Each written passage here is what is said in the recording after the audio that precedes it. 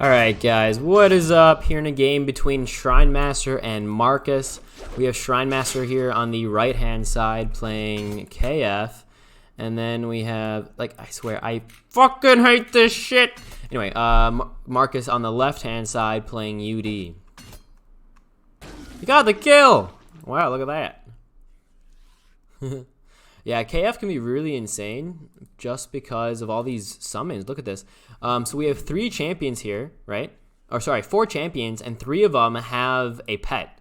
We have the tamed Lurper that comes as a pet to the Queen of Naru. Then we have the Wolf that comes as a pet to the Vashal Ranger. And then we have the Constrictor Serpent, which comes to the Charmer as a summon. So that basically, I'm going to count that as a pet. So you have, every time you deploy one of these KF champions, you're like, hey, look at this, 75 Nora, and good base stats and good base abilities. And then you're like, wait, let me just add in what the Lurper also does. Wait. So 40 Nora, 1 defense, 7 speed, 9 damage, right? So I'm going to just go ahead and add just the HP. I'm not even going to take into account the other stats this thing has. But if you add this together, this is 90 HP.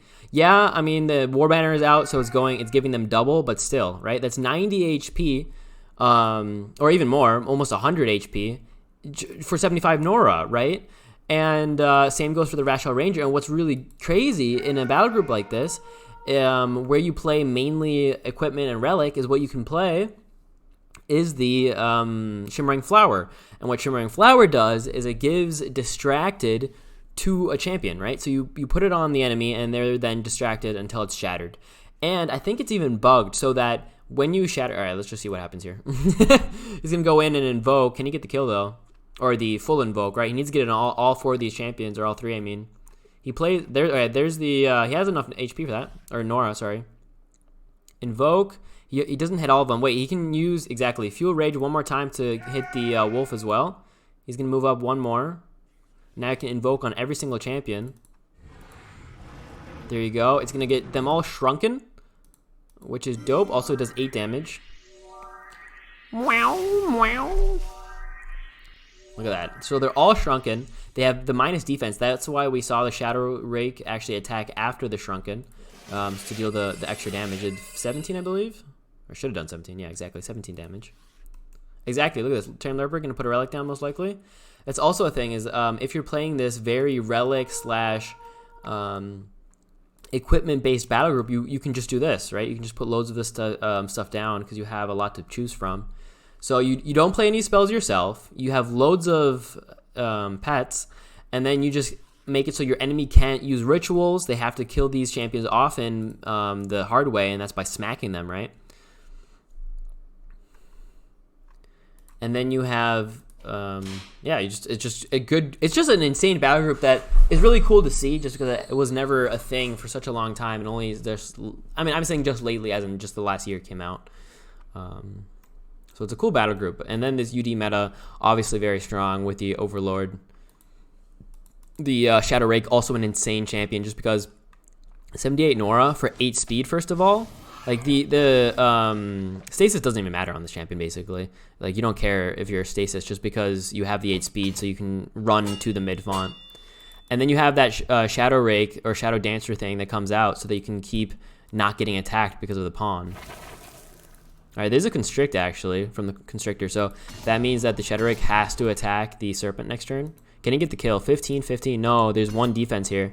So he actually needs 1 more damage on the Shadow Rake to be able to double tap and kill the Constrictor. He can also just kill the Pride, actually. Yeah, if he kills the War Banner, then that would also make sure to allow him to kill this Constrictor Serpent. Oh, here's the Ritual, by the way. The Demonologist having Swarm as well as Ritual. Life Drinker as well, interestingly enough. But yeah, so this Ritual will help. 1, 2, 3. He's actually 1 out of range. So good movement or good spacing by Shrinemaster to be out of range of this Demonologist. Oh, he's at 13 now. It's still enough, right? It's 26. No, it's not actually. He's actually a bit off again. Because of the Charmed.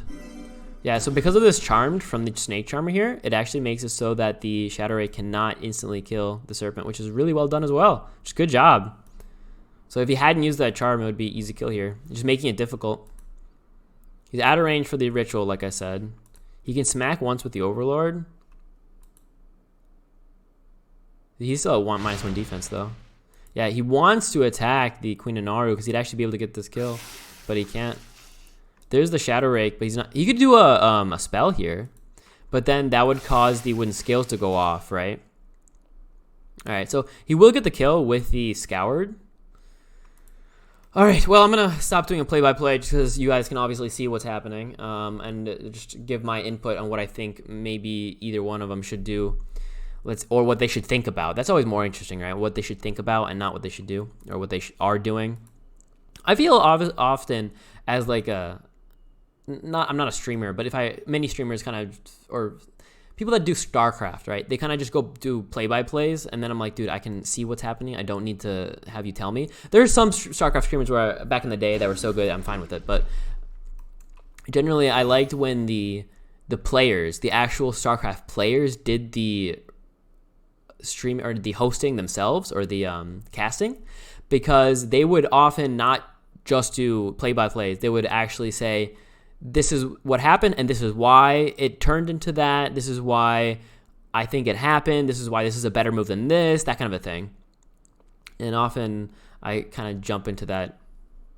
It's very comfortable, right? It's just comfortable to just be like, this is what's happening. It makes it easy. And obviously you guys don't hate it just because, you know, the reason you're watching these videos is because you want to have a voice talking because you don't feel lonely or whatever. But giving input is always good. So again, that's why I could be that's also why I often go on tangents, because I rather go on a tangent like I am now instead of doing a play-by-play.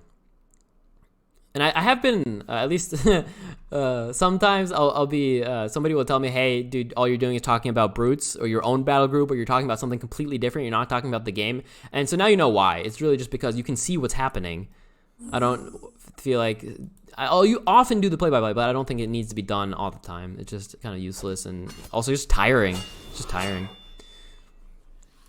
All right, can you get the kill here? Oh, yeah, swap, double tap, easy kill. There you go. All right, so the invoke, he is in range of like the full invoke if he is able to attack the Overlord or make sure that the Overlord takes damage here. Wait, what? All right, special prize. Giving him pariah, liability, depression. The pariah is pretty big here just because that means that we can't see any fuel rage. Yeah, this champion cannot be the target of friendly spells, abilities, and so basically it's this turn that Markus has to do something huge, because he's right now gaining less Nora, and we have even more summons coming out with this new Snake Charmer. Let's see, can we get a ritual here, though? Yeah, you can, right? You can just move over here. Double tap. He doesn't need to kill the wolf, like I said. He can just ritual it. He can kill the strategist, probably, because the Shadow Rake still has an attack, and then he can use the ritual to deal 10 damage, and then get a kill in another way. But he also might be looking for the Swarm on the Backshot Ranger. That's also not a bad play. He can attack with a Shadow Rake once. Hunter, Scout. What is this? Ranger, Archer, Bard. What is this? A Witch. Okay, and this? A Rogue. Okay, yeah. Wait, so he needs to attack first. Yeah, he needs to attack first with the Shadow Rake in order to get the kill here with the Swarm. Well, that was interesting. Did he not want the Swarm? He used Shoal's Fireball, which, first of all, bounced onto his own Overlord to cause the Invoke to go off, which I'm not super against, I guess. But, no, I am against it, because now he didn't get the Swarm, and has the basic attack this guy. I think I would have rather... And he caused the wooden scales to go off. Maybe he did it that way because he wanted to get this rotting blows on the Charmer. That could be a bit of an awkward play, though, in my opinion. But it was cool.